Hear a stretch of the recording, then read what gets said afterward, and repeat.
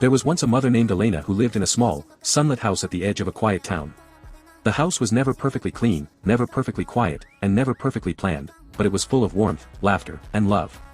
Elena had 3 children, each different in their own way, and she loved them with a heart that seemed to stretch endlessly. Every morning, Elena woke before the sun.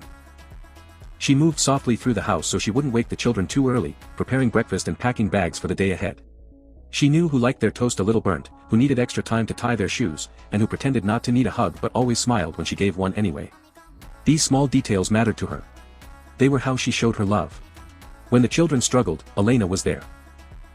When her oldest felt overwhelmed by schoolwork, Elena sat beside them at the table, not giving answers, but offering patience and encouragement. When the middle child felt invisible, Elena listened closely, making sure their voice was heard. And when the youngest scraped a knee or had a bad dream, Elena's arms were always open, a safe place where the world felt less scary.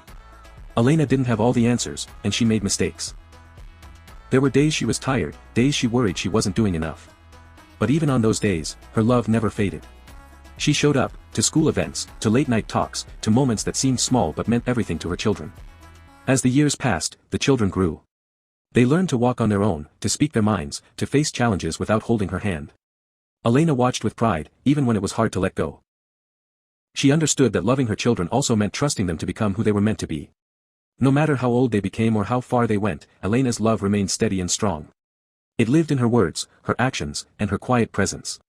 To her children, it was a constant reminder